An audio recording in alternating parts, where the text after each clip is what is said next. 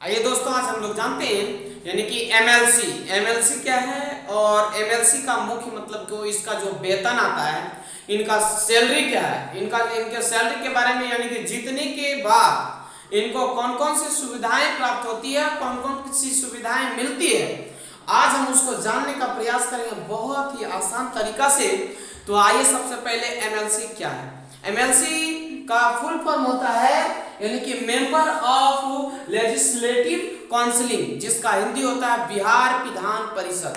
हम अगले वीडियो में बताए होंगे विधायक के बारे में, यानी कि विधायक का सैलरी क्या होता है, वो उनके बारे में हम लोग बताने का प्रयास किए होंगे। तो विधायक जो एमएलसी जो है, बिहार विधान परिषद जो होता है, यह एक प्रमंडल में होता है और इनका कार्यकाल 6 साल का होता है।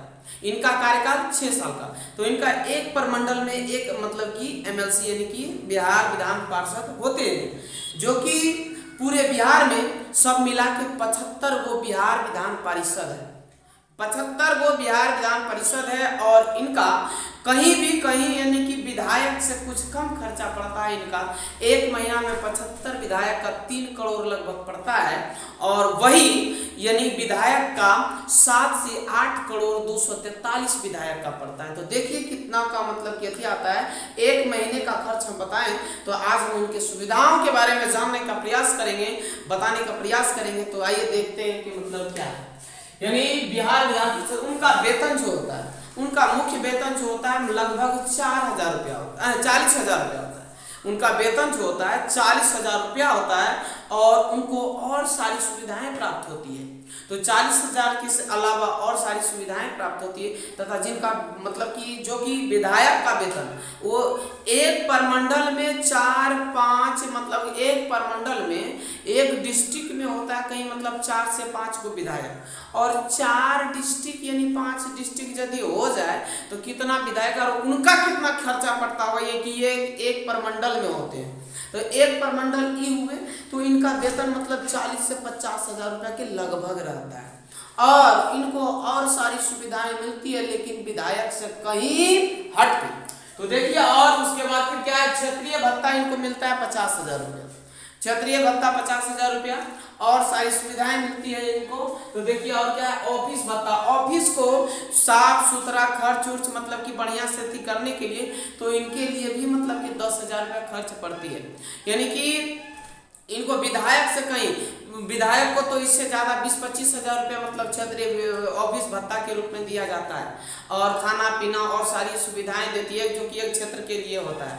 और उनका वेतन 1,10,000 रुपये, 1,15,000 रुपये, 1,30,000 रुपये, इस तरह हर डिस्ट्रिक्ट में, हर मतलब कि राज्य में हर तरह का वेतन होता है। तो आप लोग जानते ही होंगे। तो देखिए अगला क्या है, ऑफिस भत्ता के बाद आता है दैनिक भत्ता। दैनिक भत्ता जो होता है ना, दैनिक भत्ता 60,000 रुपया होता है। दैनिक यानी कि किसी प्रकार का कुछ भी रहता है तो कहीं जाते आते हैं, दैनिक भत्ता जो होता है वो 60,000 रुपये प्रति महीना होता है।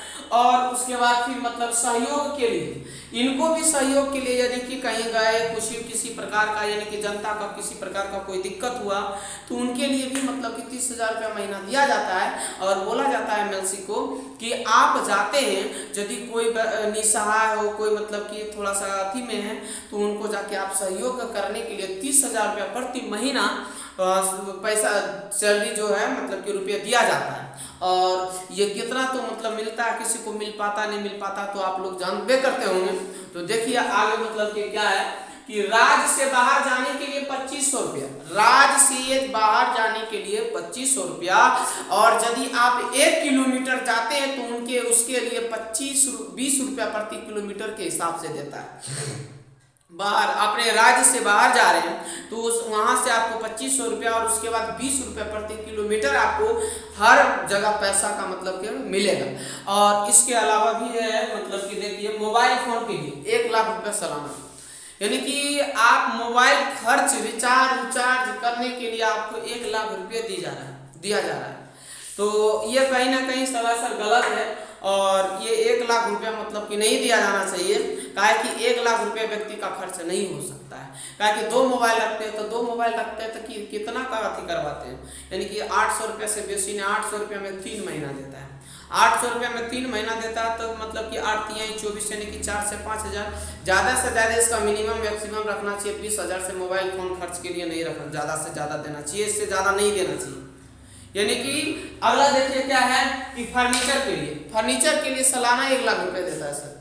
फर्नीचर के लिए किसी भी गाड़ी उड़ी यानी कि, और इनको 5 से 7 लाख रुपया लोन, और वो भी कौन चीज, साधारण ब्याज, चक्रवृद्धि ब्याज नहीं, साधारण ब्याज पर इनको मतलब कि दिया जाएगा। वही यदि इसमें आप जनता लेता है तो जनता के लिए साधारण ब्याज के साथ साथ चक्रवृद्धि ब्याज भी जुड़ता है। आप लोग देखते होंगे, यानी कि स्टूडेंट यदि लोन पास करवाता है 4 लाख रुपया डिप्लोमा पॉलिटेक्निक या बीटेक करने के लिए, तो उसके लिए भी मतलब कि यहाँ क्या लगता है कि 4 से 5 लाख रुपए ले रहे हैं, तो आपको जब तक आप कोर्स कर रहे हैं तब तक आपको पैसा 1 भी रुपया का सूद नहीं लगेगा। लेकिन जो ही आपका पूरा हुआ कोर्स के बाद आपका 4% के दर से मतलब जुटने लगेगा, वो भी क्या, चक्रवृद्धि ब्याज।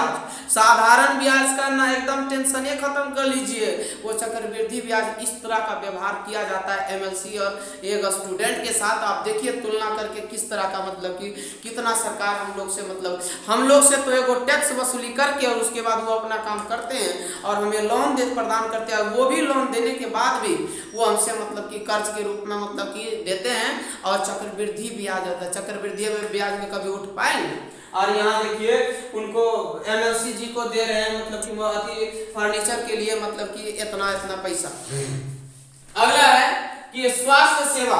यदि एमएलसी साहब के स्वास्थ्य सेवा में उनकी पत्नी, उनके 2 बाल बच्चा, उनके माता पिता का इलाज फ्री होता है। काहे कि वो मतलब कि बिहार विधान पार्षद हैं और पूरे प्रमंडल में चुने गए व्यक्ति हैं।